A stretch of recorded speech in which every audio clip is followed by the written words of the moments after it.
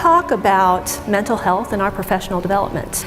According to the Centers for Disease Control, in this auditorium of, say, 500 educators, 36 of us are experiencing depression. I want you, my 36 friends, to feel seen.